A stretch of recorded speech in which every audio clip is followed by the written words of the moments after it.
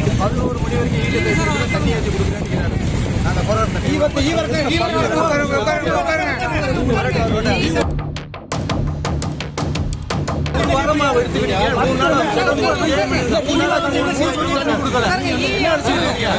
பணத்துக்கு மட்டும் உடனே ஓட அனுப்புறீங்க, உடனே பேப்பர் அனுப்புறீங்க, பணம் கட்டுறீங்க, உடனே சொல்லி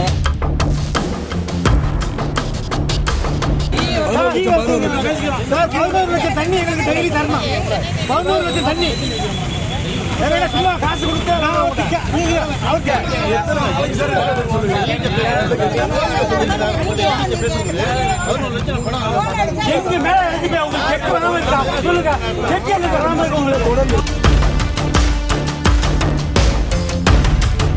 திருவாரூர் மாவட்டம் முத்துப்பேட்டை பேரூராட்சியில் தொடர்ந்து 10 தினங்களாக குடிநீர் வராமல் இங்க இருக்கக்கூடிய 18 வார்டுகளில் இருக்கக்கூடிய மக்கள் தொடர்ந்து பாதிக்கப்பட்டிருக்கிறார்கள்.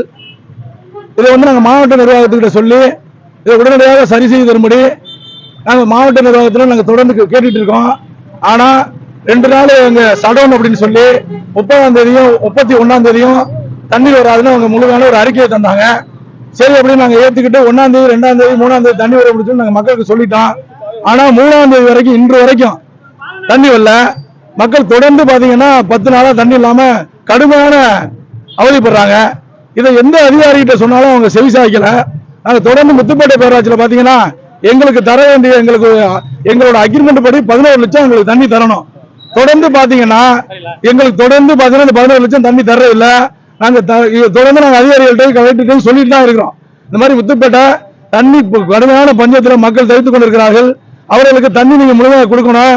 நாங்க கட்டக்கூடிய பணத்தை மட்டும் கரெக்டா வாங்கிக்கிறாங்க. ஆனா எங்களுக்கு செலுத்தக்கூடிய அந்த தண்ணிங்கிறது சரியா இது வரைக்குமே கொடுக்கல. தொடர்ந்து பாத்தீங்கன்னா மக்கள் களத்துல போராடக்கூடிய சூழ்நிலை உருவாகிட்டு முத்துப்பேட்டை.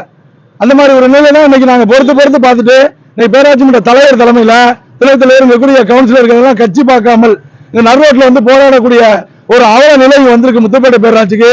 ஆகையால் மாவட்ட நிர்வாகம் உடனடியாக தலையிட்டு முத்துப்பேட்டையில் நிலவக்கூடிய இந்த குடிநீர் பஞ்சத்தை போக்கி எங்களுக்கு நிரந்தரமாக தர வேண்டிய அந்த 17 லட்சம் தண்ணியை எங்களுக்கு நிரந்தரமாக தர வேண்டும் என்று இதன் மூலம் நாங்கள் கேட்டுக்கொள்கிறோம்.